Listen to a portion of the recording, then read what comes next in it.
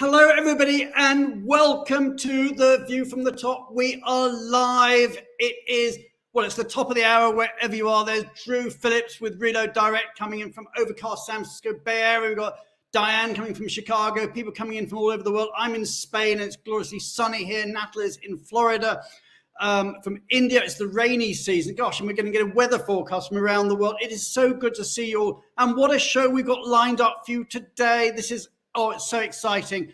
We've got the tax updates, we've got the immigration updates, but we've also got ERC. We're now only 2 weeks away, 14 days away from worldwide ERC in Vegas. And we have got the big beasts of ERC with us today. We've got Lynn Shotwell, we've got Karen Cygal, and we've got Tristan North telling us all about what's hot and what's going on at ERC. So we've got a fantastic day. And we also, you know what we're like, we want to crowdsource information. So if you've got information about ERC, what parties are hot, what's going on, then put it in the comments box as we go through on the session. And let's start sharing all that information.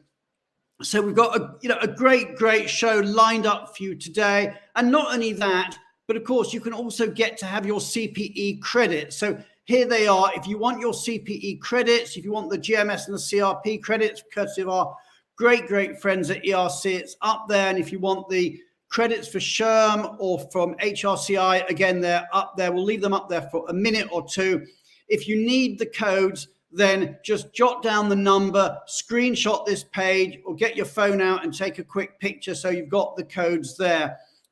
So if you want your codes for your continuing professional development, there they are. So those are the codes, but also on this show every week, we also talk about breaking news, and we've got some amazing breaking news for you. The first thing to say, of course, is next week, we got an amazing edition of our technology show, Benevo Bites, and we're going to be talking about how we use technology to enhance corporate housing. Now, that is a huge issue. Corporate housing, to me, is in many ways in a century before the rest of technology. That it's still very difficult. The number of people I come across who say they're cutting and pasting forms regarding their booking. So we're going to show you a technology solution, and that's being done through my colleague Nitsan Udam, but also with Vivi Himmel and Carolina Siviova from Altavita, who've got just one of the coolest tech solutions. So that's next week. But meanwhile, we've also got all the breaking news from around the industry. So why don't we have a quick look and see what's been going on in our industry around the world?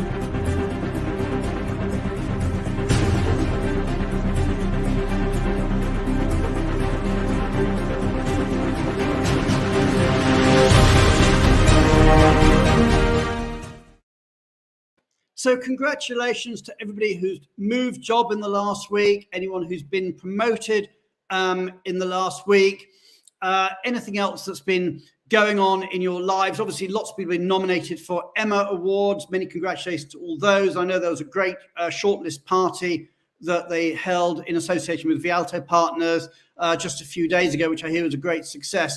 So that's all really exciting stuff. Right, let's get into talking about immigration, okay? And we've got, as ever, Julia Onslow-Cole with us, and I know she's got some pretty interesting takes. So put your caps on, please, get your pens out, get ready to make notes, because Julia's coming in with some really useful immigration information. Now, you know how it works. Hit the heart button, hit the like button, hit the applause button, and let's have a really, really big welcome to the one and only Julia Onslow-Cole.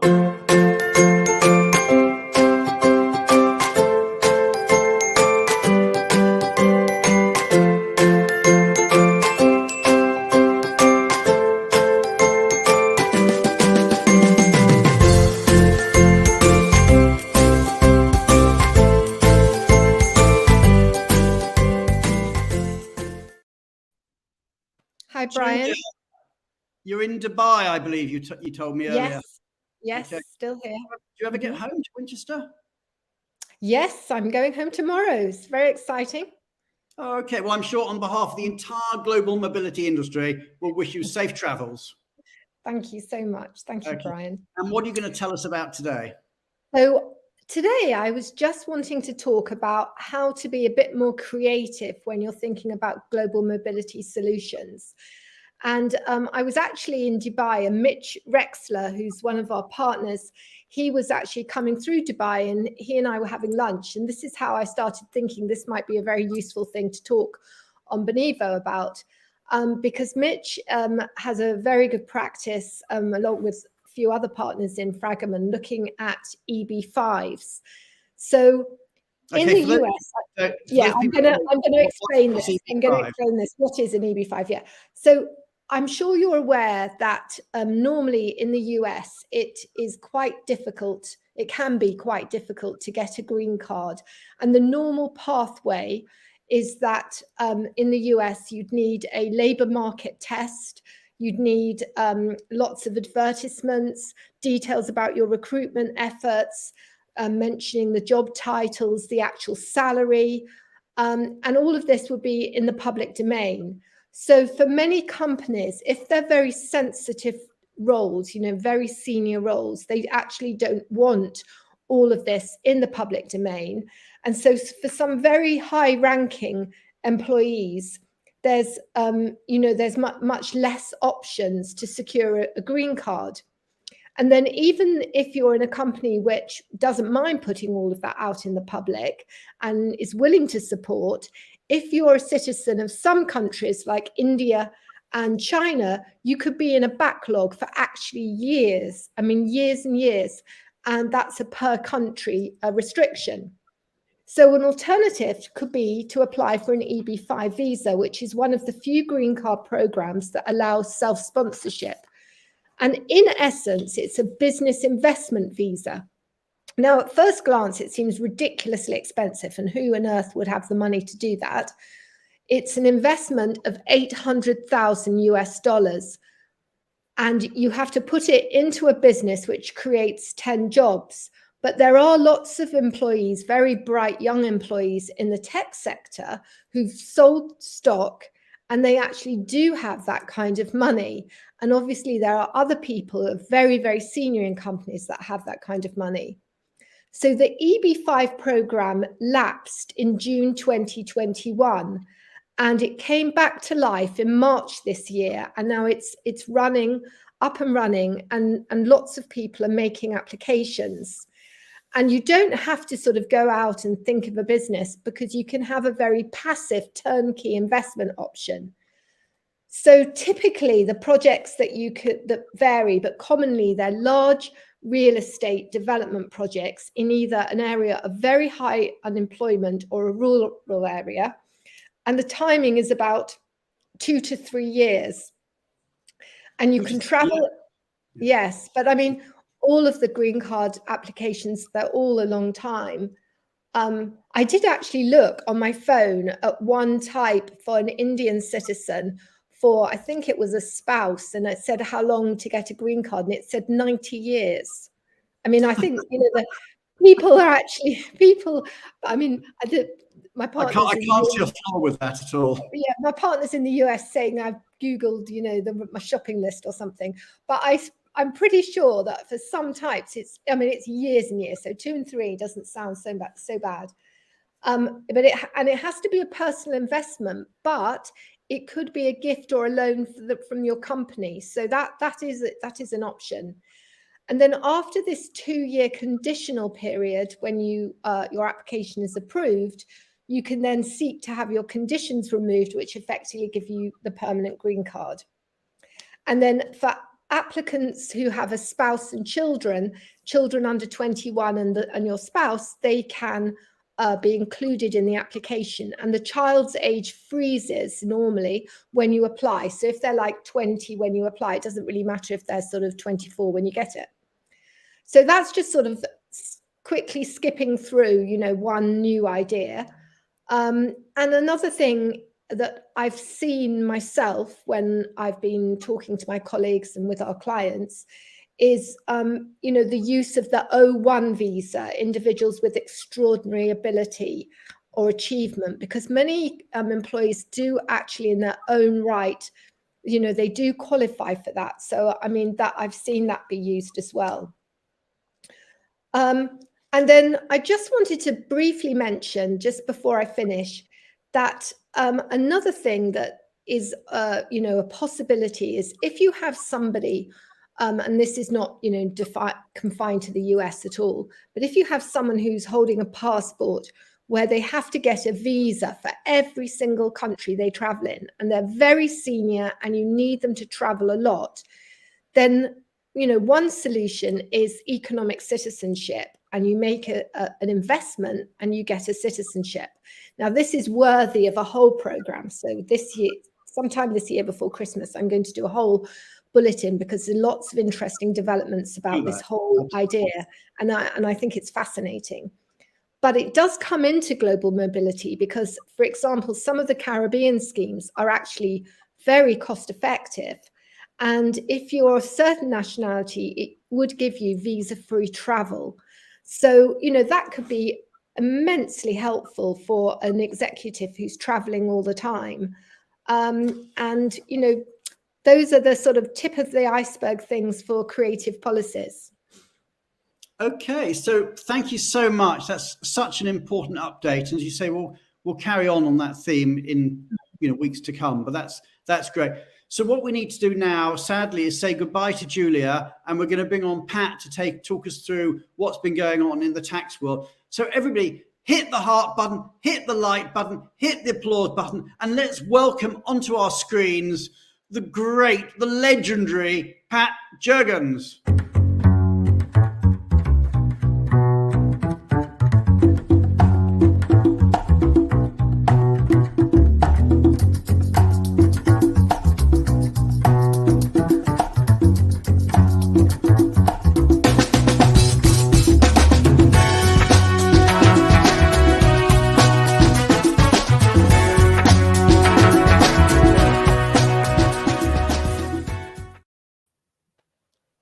How are you doing? It's Ryan, good day to you.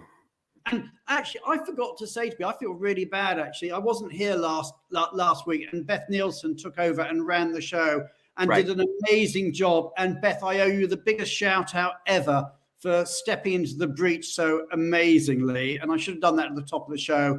But, you know, I'm rusty. I've missed a week. So yeah, anyway, well, aren't you still on vacation still in Spain or something? I am in Spain. You can probably tell from the virtual background that I'm in Spain. So anyway, Pat, tell us what's news. So I wanted to share with our audience today information about Qatar's new Social Security law. And, you know, this is something that was initially ratified earlier this year, the so-called Social Insurance Reform Law. And this law expands the coverage for workers, adjusts the covered earnings, how it's calculated, and it will also increase the contribution rates.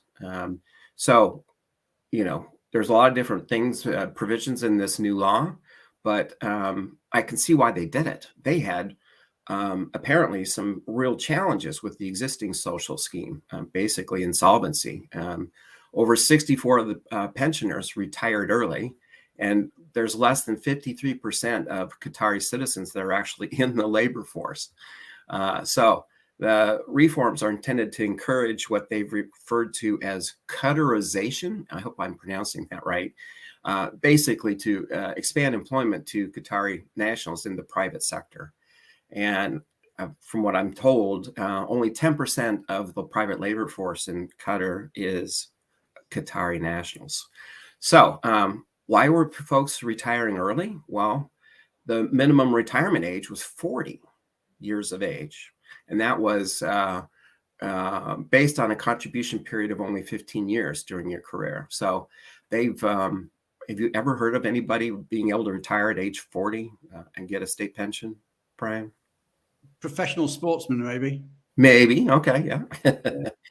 So, you know, good you mentioned that. As I understand, the World Cup will be in Qatar. So exactly, and I gather Julie was telling us earlier it's about $25,000 a night if you want accommodation out there.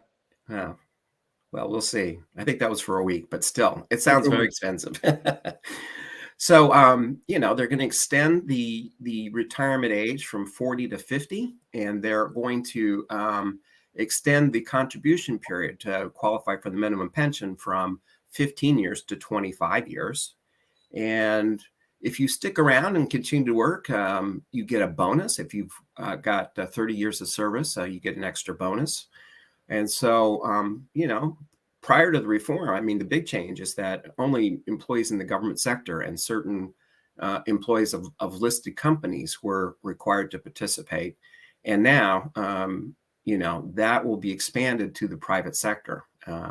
It'll still be limited to Qatari nationals and nationals of other Gulf Cooperation Council countries, so-called GCC countries. And you'll have to provide coverage and continue to make contributions if you have at least one Qatari national aged 18 or older and with a contract term of at least 1 year. And you can get out of it if you offer employees a better private pension scheme, more generous. You're exempted from the new requirements. But, that's something to keep in mind. So as we understand it, non-Qatari, non-GCC employees will still be exempt from these requirements. And they're going to phase in the increase contribution rate. So at the moment, employees contribute 5%, and that'll go up to 7%. They're talking about capping the amount of wages that's calculated on that 7%. And for employers, the contribution rate will go from 10% to 14%. But unfortunately, they won't get a cap on the wage base. They'll have to pay it on gross wages. So, again, they're redefining what's subject to the contributions. Traditionally, it's been salary and certain special allowances, but now they'll capture housing allowances, which are quite common in Qatar. So you'll have to count a certain amount of the housing allowances you provide as part of the calculation base. So, so everyone who's got people out in Qatar really needs to be aware of this. Yes, and they just came into force as of this month. And, most of the reforms, including the increase in rates and et cetera, will happen in early 2023. So we're waiting on executive regulations that will implement the details of the law. So we'll be able to figure out exactly what we're doing. But we've already made the update to the tax data here at Air Inc. And so that's being flowed through our tools, including the assignment cost estimator tool. So we have that in place at the moment. So thank you. Okay, so thank you so much for that, Pat. That's really useful information. We're now going to say goodbye to Pat. We're going to be bringing on Tally, our producer, who's going to be telling us a bit more about the Top Innovators program. And if you haven't nominated your top innovators, you really need to get on and nominate them now. And also, we're going to start the conversation about ERC. So everybody, you know how it works. Hit the heart button, hit the like button, hit the applause button, and let's say a really, really big old-fashioned thank you to Pat Jurgens and a welcome to Talia Goren.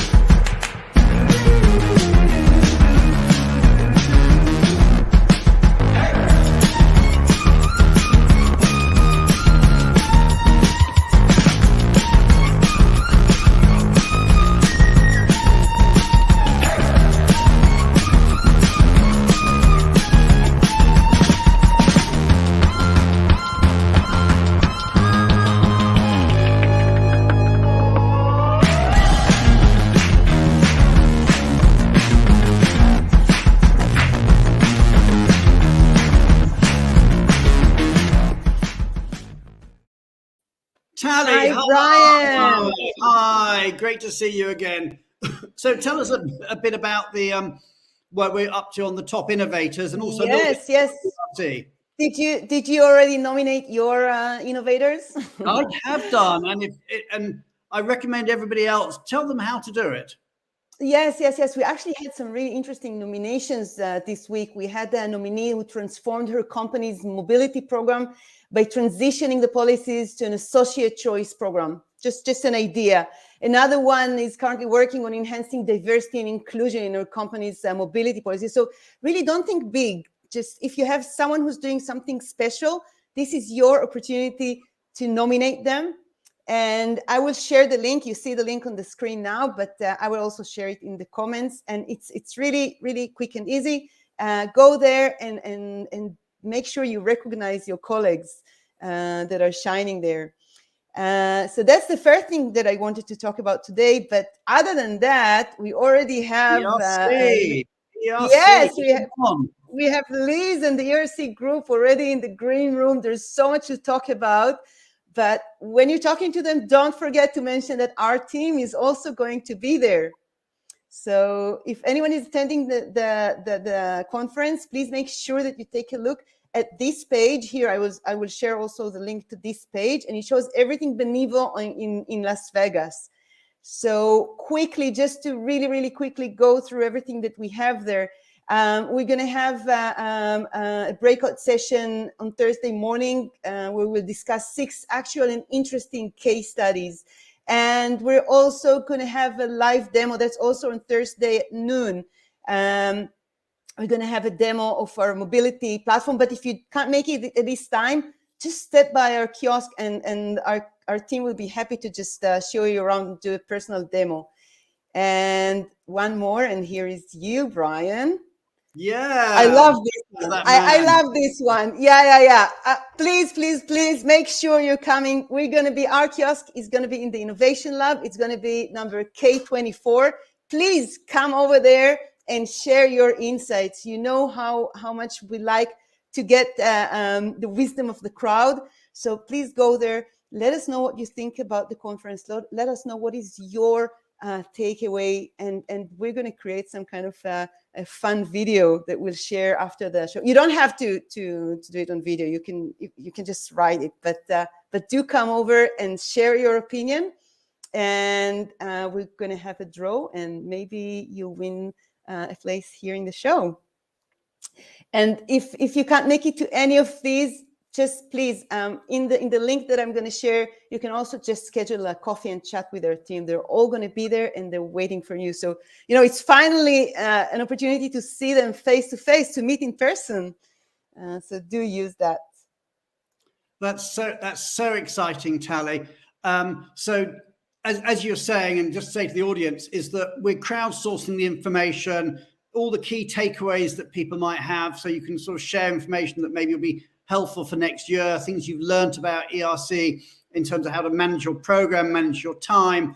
We're going to do what we do best, which is we're going to use the wisdom of the crowd, and you guys are the crowd out there. So stop by our booth. We'll do a video. We'll put it up on the show in a couple of weeks' time. And who knows, you could win an appearance to be one of our guests on The View from the Top. So how exciting is that?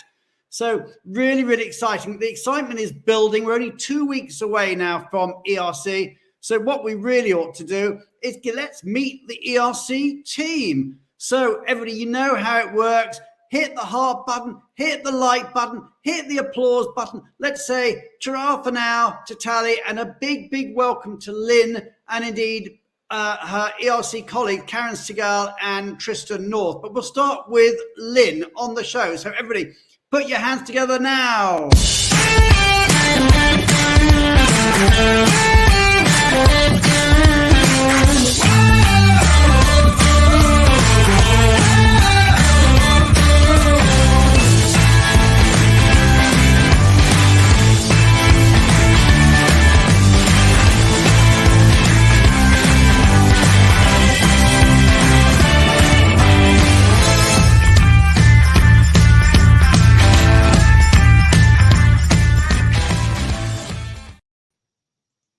Hey, Lynn, so great to see you. You must be so excited.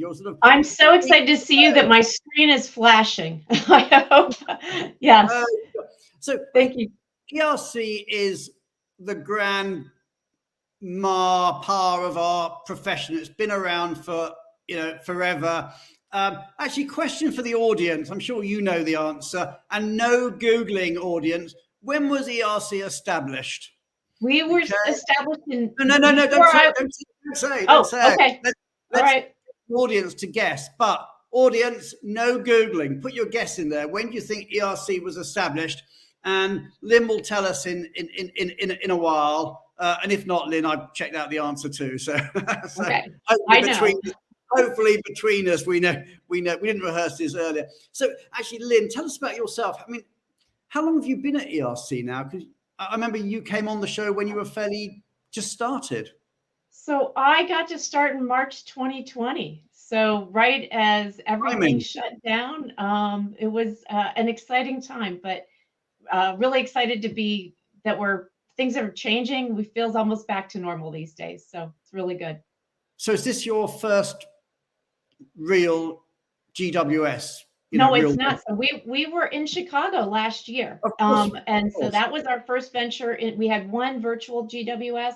Then we were in Chicago last year and had about around 800 people there. It was a terrific event. Everybody was so happy to see each other. But the level of excitement this year is just off the charts.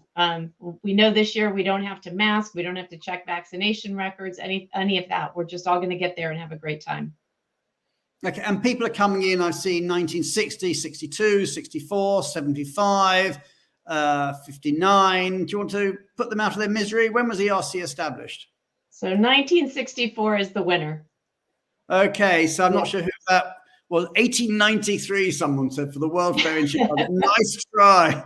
Even ERC isn't that. So that was Nirala. So congratulations to you. So we nearly up at your 60th birthday then. So just we're making plans to celebrate that in 2024. We will be in Washington D.C. It's an election year, but I think it'll be a great time to be here.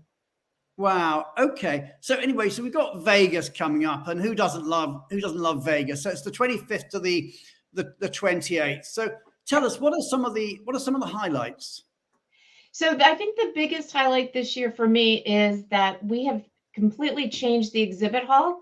It's going to be a different experience than you've had in the past, much more interactivity, a lot of terrific events. Happy to have you there with your Benevo booth, some of the excitement. So in addition to that, we have a networking lounge. So you don't have to leave the conference to have all of the meetings and conversations. There's a dedicated networking lounge for that. And then with our programming, starting with our keynote speaker, who's going to be talking about how we can all up our game. Our whole theme this year is get your game on, because we know that the field's changed, the rules have changed. We need to make sure that our players are in condition. So he's going to be talking about how do you do that. And then finally, wrapping up with our corporate session. Jack Gimpel talked about the session he's doing, and it was submitted as a workshop proposal of the Ask Corporates Anything. And we thought it was such a terrific idea that we're putting that as our closing session. So I think Jack you can correct me if I'm wrong, but I think what we're setting it up is you can ask Jack and his colleagues anything that you want to know about what it's like. On? Is that the session with Tanya and Vinny as well? Is that the same? It is. Yeah, it is. Yeah. So we've got Tanya Maritini from Twilio. We've got Jack from Stryker. We've got Vinny from UPS. What an amazing session that will be. So that's definitely one to watch out for. That's the closing session on Friday. Big shout out to Jack, Tanya, Vinny, and indeed anybody else who's on that panel who I might have forgotten, but they're the ones that immediately spring to my memory. And how many people are you expecting to be there in Vegas this year? We're expecting about 1,400. So we're pretty close to where we were in pre-pandemic days. It's going to be a lot of new people, quite a few first timers, really great corporate attendance. So be a very nice mix. Okay. And actually, I'll just go back to that one there from Jana, because what I want to do is let's find out what events are up there. So Jana said she's from Rio, and she said our YP panel on the 27th at 9:45. So again, another great panel out there.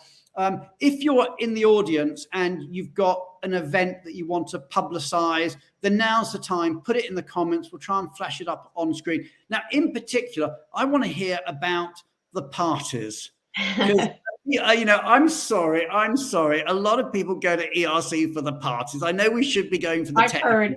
Yeah. I know that. And I know that, you know, from your perspective, you know, you can talk about the gala for the foundation, and we'll get onto that in a moment. Yeah. But also you can't show favoritism. So you can't say, oh, this is a great party, that's a great party. So this is your chance. Let's use the wisdom of the crowd. Okay, which parties should we be going to? I've certainly heard of I think the Rocket Mortgage one. I think there's Synergy. I don't know if Wells Fargo have got one out there, but I'm sure there's loads of parties out there. If there's a party that you know about that you think might be a good one, shove it in the comments box so we all just use the wisdom of the crowd. Meanwhile, Lynn, you know, you've got to have your straight back. There's the Rocket Park at Mike Kluge saying that's Wednesday night. So there we go. That's one. And the Rocket Mortgage Park's always got a great one.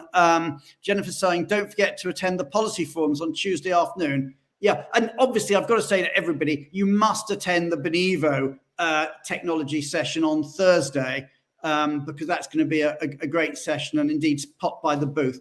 But Lynn, tell us a bit about the gala, about the foundation and what that's doing.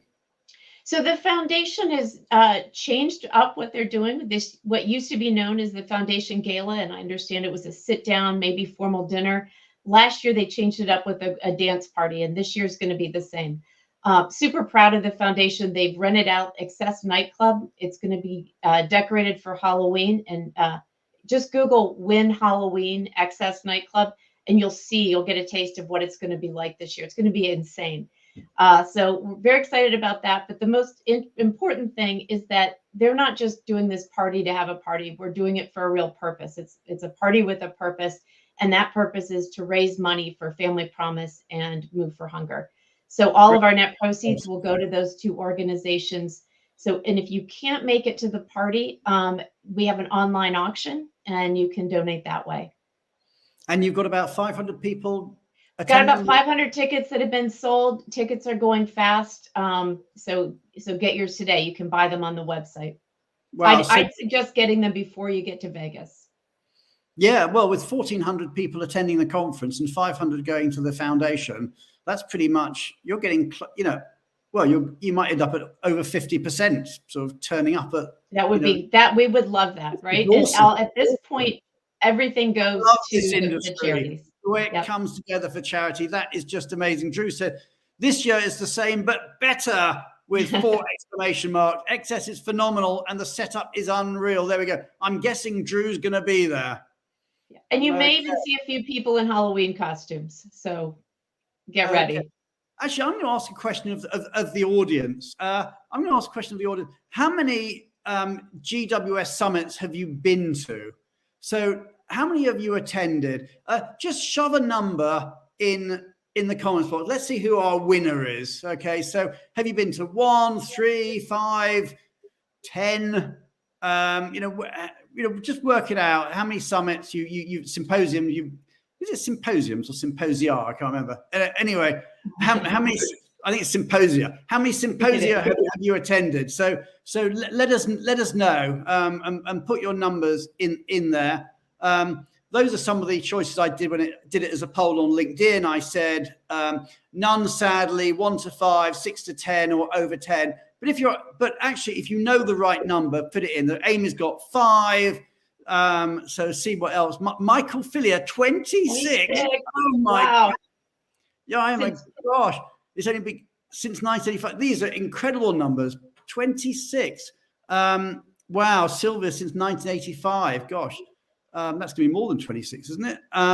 These are my sums on that quickly. Amazing stuff. Okay, so let's bring on, I want to bring on our other guests because they've been sitting really patiently backstage. So let's bring on Karen Cygal and, where are we? There's Karen. I'm trying to get Karen on stage and she's not coming. There we are. Okay, so we're all live. I had a bit of problems with my technology there, getting you on stage, but it's great to see you both. So, Karen, are you really looking forward to Vegas this year? Tell us what's on your agenda when you're out there. I'm really excited. I think we're getting such great feedback from everybody about the contents, the sessions, and just a lot of the fun things kind of built around it. We've got the welcome back party too. And I think the exhibit hall has a lot of fun things going on. So check out, people have there's some Vegas games in there. We obviously have the Innovation Lab stage that I know Benevo's on, but I think we've just brought together just a lot of, cool technology, innovation, and people just seem really excited to get back together as well. Okay, and Karen, I know you're actively involved in the qualification side of it, and we have talked about the CPD qualifications. I know we give 1 credit for every appearance every time you go on the show. Tell us about continuing professional development and why people need to take these credits seriously. Sure. So for the 2 programs for the CRP and the GMS, the recertification is every 3 years, and you need 30 continuing education credits to recertify. So most people actually attend the conference because you usually get between 15 and 16 just because there's that many hours of content available. And you had mentioned using the codes and the credits and things like that. So it's just an easy way. One of the things we just want to make sure is that as you're recertifying, that the content is actually educational, it's information, it's industry based. So we do use those codes to just make it a whole lot easier for people to get those credits, so that they're building up to it to recertify. Okay, and Karen, I think it's fair to say that you're very, very well known and indeed loved in our wonderful industry. Tristan, I think people may know you less well because you work on the government affairs and lobbying side. Tell us a bit about your role at ERC and what's going on in that area, because there's some hugely good work that the ERC does in government affairs. Yeah, thank you, Brian. So I am Government Affairs Advisor to Worldwide ERC. I've been with the organization for, almost 11 years now. So I was somewhere in the middle of the number of symposiums that folks have attended over the years, and a registered lobbyist and lead the efforts of the organization on Capitol Hill and with the administration, but also a critical role I have, and I think you had mentioned the comment from Jen Stein, the vice chair of our tax forum, is that at GWS that Tuesday, the 25th, we will have from 1 p.m. to about 6 p.m. the meetings of our 4 public policy forums. They are tax, immigration, compliance, and real estate. This is an opportunity for Worldwide ERC members and registered attendees to come and not only listen about what's going on with public policy issues, as well as what Worldwide ERC is doing on those issues, but really to engage and add to that dialogue so that we can get kind of the feedback directly from the members as we develop our public policy positions on mobility issues. And some of those issues are things that folks have brought up earlier in the broadcast, but really run the gamut from data privacy and security. Obviously, over in the EU, you had the GDPR. We do not have something similar here in the US. So each state has been kind of left to their own device. We've seen California, Virginia, others come up with their own state laws to address the issue. However, that is very complicated, especially for the compliance officers of RMCs and others, to try to manage the different compliance and complexities of all the different laws. So finally, it looks like the US Congress has gotten their act together, and we have bipartisan legislation that would create a National Data Privacy and Security Act that would oversee all 50 states, with obviously taking into consideration some of the laws that are already in. I must say, I mean, data privacy and cybersecurity is something that, with my Benevo hat on, is laser focused for us. And a number of our clients have raised this, because if you think about it, we share so much information down to the inventory of the individual's house, maybe their pets, their jewelry, their furniture. We've got a huge amount of information that goes all the way down the supply chain, quite often ending up with actually a fairly small, even if you're the largest RMC in the world, it could end up with the information going out to a fairly small vendor that, with the best will in the world, may not have the same levels of data security that a large RMC could provide. And one of the things that we do with our technology is we mask a lot of data, and we put other stuff in there to ensure that data cannot be shared. And we're going to be doing a demo of all this out at ERC. But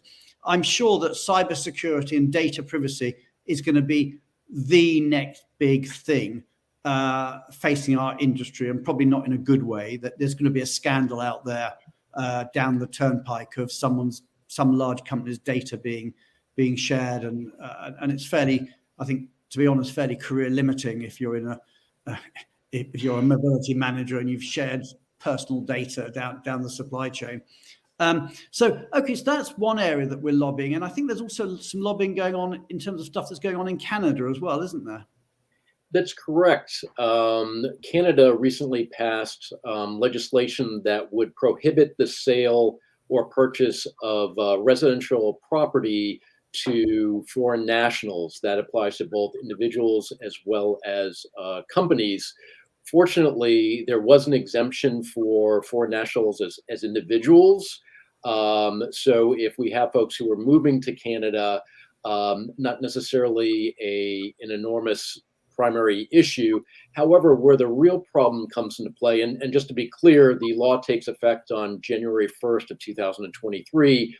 Any contracts that are in place before that will be honored, and it's for a 2-year period, and was done to mainly address, as we've seen across much of the world, in the US in particular, and in Europe, that there are certain markets, Toronto, Vancouver, some of the other big cities, where the real estate prices were just continuing to go up and up. And obviously that's become less so more recently. But the real problem becomes for RMCs, which are operating within Canada, because you cannot be a subsidiary or operating underneath a parent company that is US or non-Canadian.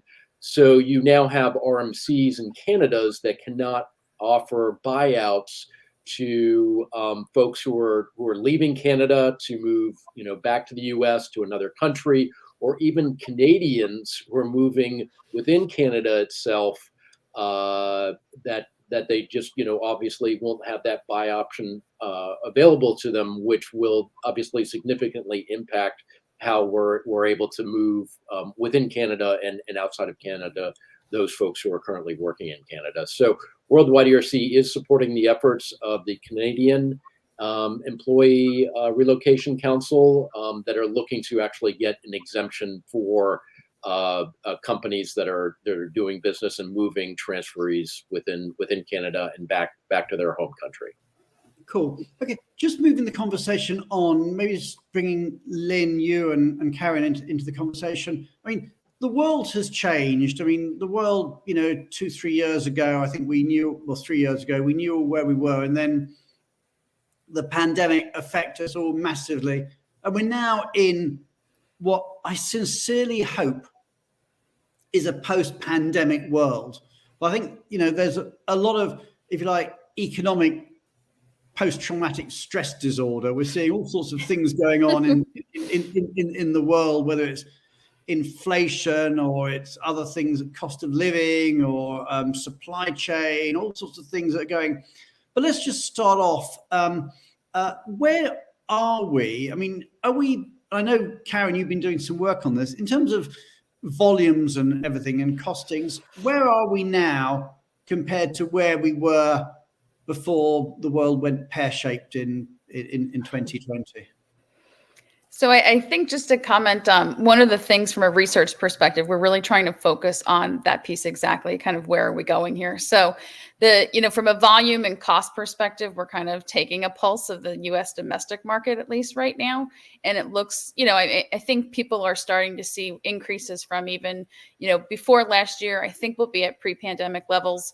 One of the other things that I would just kind of connect with that too is, Sorry, can I just come in? When you say we're going to be at pre-pandemic levels, do you mean in terms of volumes or pricing? I mean, is pricing? Yeah, clearly volumes on that one. I think, as you look, I mean, one of the things that we're trying to kind of get our arms around, I think, for some of the content at the conference and post-conference is really that cost piece. So if you look at the inflation, you're seeing that across the supply chain. We're seeing, mortgage and lending rates, they're high compared to where they were, but they're not as high as they were probably 20 years ago. But there's just a lot of pieces, I think. So I think volumes are coming back, but the costs are also increasing, kind of as all the different components of a move are just seeing. So I think a lot of the conversations we're having with a lot of the HR professionals is how do they manage those costs? Which pieces are the most important? And I think people are starting to shape their programs a little bit to really figure out what's the most important pieces to the assignee to make sure they're focusing on that if they either have to cut something or change a program to kind of manage that piece of it. And Lynn, do we think that those increasing in pricing is going to be stuff that is swallowed by the corporates, or is there going to be swallowed, or is it going to be impacting the margins of the supply chain?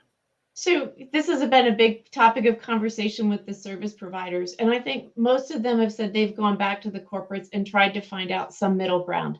I think it's unfair probably to ask the service providers to swallow all of it. But certainly the corporates haven't budgeted for it. And I think, one of the things that I think is great about the association and GWS is that we have experienced mobility professionals we've been through this before. If you think about the 80s when we had inflation and unemployment, and we had many more guaranteed buyouts. What I've heard over and over is they're dusting off the playbooks from before. And so I think this is going to be a great opportunity for us to share as we get to GWS about where are we going, what's changed, what can we predict, and what don't we know? Because I think if you look at the last 3 years, so many things have happened that none of us could have predicted, the pandemic, the war, inflation, the supply chain problems, all of those things. So, what's ahead, I think we're not 100% sure, but I think we can guess. And are companies beginning to worry about property price movements and whether they can still do guaranteed home sales? Absolutely. So I think the conversations I've heard is that, you've had employees who have been moving into really hot markets and buying houses, sight unseen, and they've been paying over the asking price and over kind of the appraisal price because they just wanted to get in someplace. And so the question is all right, what happens when the housing market cools? Who's going to be responsible for kind of if it comes time to sell and the house is a little bit underwater? Hopefully not literally there. Yeah, well, there may be literally underwater in some places too, but that takes us to the whole topic of green mobility. But I think again, that's where you have to start budgeting. And some of the older immigration professionals from the 80s are saying that they're starting to think about that, and they're starting to budget and warn their companies so that they're not surprised down the road if this happens. Yeah, I think the world may change. I mean, certainly when I came into the industry, people used to expect 2 pay rises a year because you had to have one, you had a merit pay rise and then you had an inflation pay rise later on because the inflation rates were silly, and we haven't seen that for years. But, it's beginning to look like we might be getting into double-digit inflation around the world fairly shortly.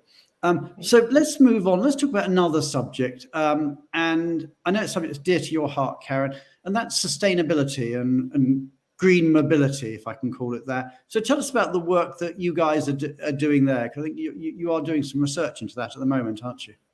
We are. We actually have a couple of different initiatives that we're working on. Really, one that Lynn is leading with some of the other CEOs of the other associations, and really looking at how we bring the industry together to set some, maybe not standards, but at least kind of understanding what people are doing across the different industry verticals in the ecosystem, and really trying to we're working with those other organizations and with Deloitte and kind of putting together a roadmap of, what do we need to be considering? How are people currently working? And, what steps can we take to really look forward? Some of the other research we've looked at is on the corporate side, just really trying to understand, I think one of the things we're seeing is that this keeps coming up in RFPs. So people are, there's just not a great conversation. It's a document in some ways of kind of what you're doing. So we've done some research as well on the corporate mobility side and with broader CHROs and senior HR leaders to understand what's the push down on the corporate side from business strategy and commitments they've made to understanding kind of how that's really getting pushed down into the mobility programs. So I think we have some good research out there now, and we'll continue to evolve, the conversation there as well.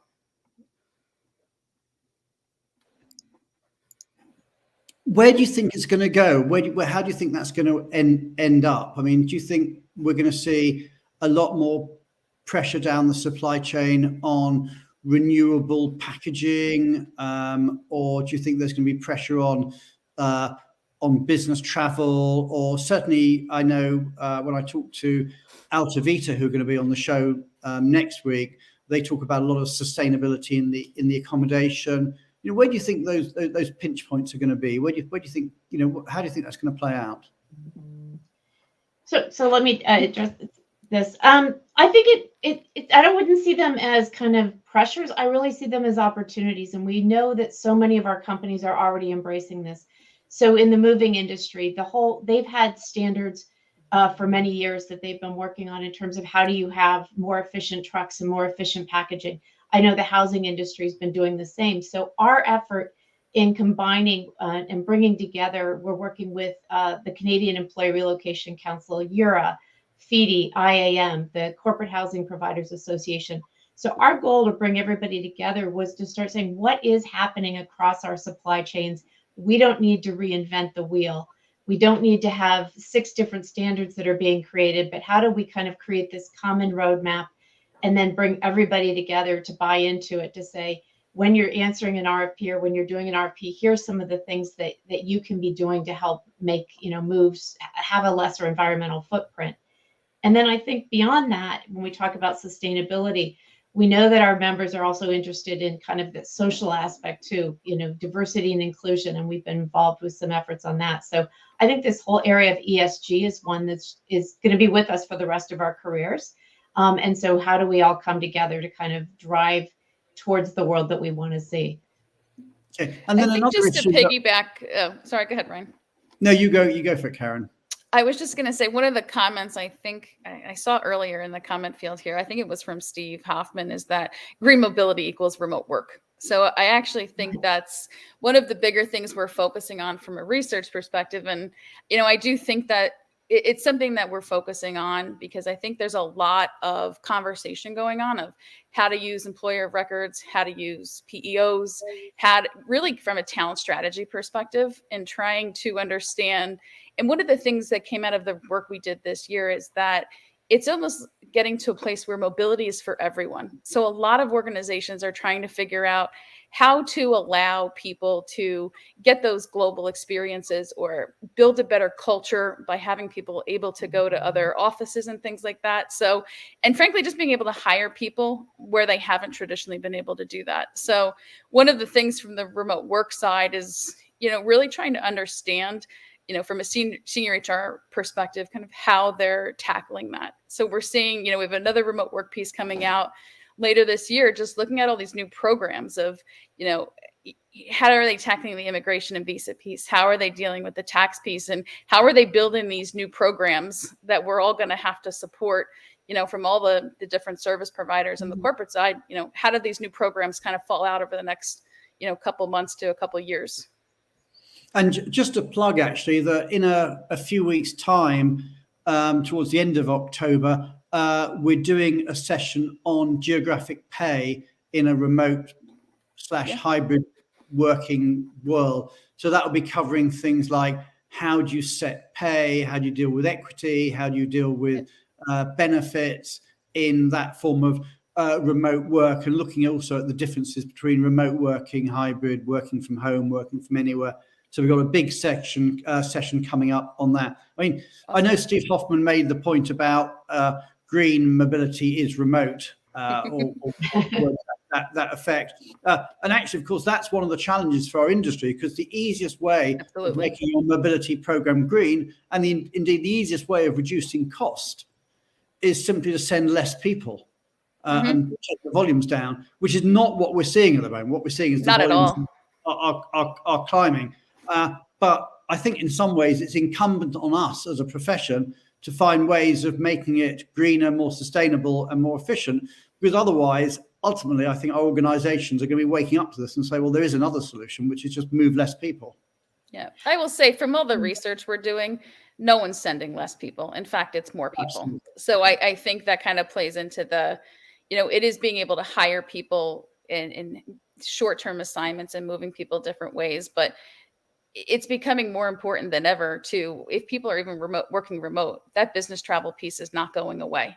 And bringing people together to build company culture and programs and innovation and things like that, the numbers are not, they're not going away. In fact, we're starting to see that they're just increasing across the board. Okay, at this point, I'm going to bring in our other guest panelists. I'm going to bring in Julia and Pat and Talia. And the question I want to ask, I've lost somebody. I've lost Pat. There's Pat. Got you. Okay, let's just go back then to ERC. We've got a few minutes left. Okay, I think you've all been to ERC before. I'm not sure you have, Talia, but everybody else has been there. So let's collect that wisdom of the crowd. Let's go around the table. I'll start with you, if I may, Pat. Someone attending ERC for the first time, give them a tip of something that they should do to manage to get the best experience out of ERC. Best value. Well, certainly a lot of the sessions, it depends on what your interests are, but I think a lot of the networking is just as important. So go to the parties, right? Right. Okay. Go to the parties. What about you, Julia? You've been to a few ERCs in the past. I'd say my biggest tip is don't be shy, because probably the other people that you're walking up to in the room are equally as shy as you. But, it's just as soon as you've just made that contact, you can build up some amazing sort of friends for life. And I think the events are super helpful, but the networking and even networking at the end of an event is really good. I have another one, actually. When you're going to the sessions, sit in front, ask questions. Don't sit in the back and hang away. You get much more out of it if you're actually engaged in the sessions. Sit in front. And Tristan, what would be your tip to a first timer to get the most out of it?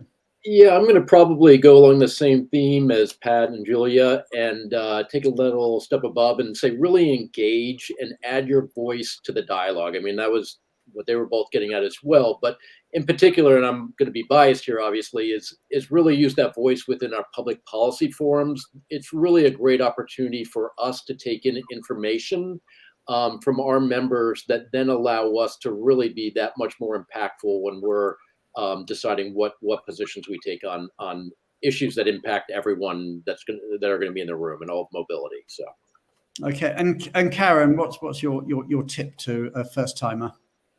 So I'd love to say the parties, but my blood, sweat, and tears are about the content.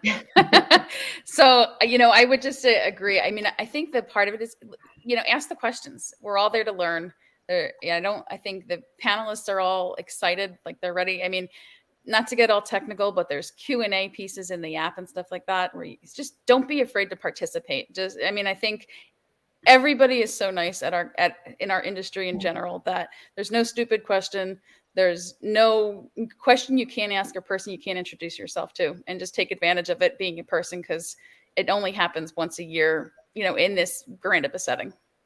I saw that one there. Find Drew. Hashtag find Drew. I've got to say, actually, find the Benevo stand and get yourself talk to our guy and get yourself on the show so we can bring you onto the show in a future week. Lynn, you should be punishing them all for all this advertising they're doing. It's great. Last word goes to you, Lynn. Anyway, so Lynn, you got the last word. What should people do to make the most out of ERC?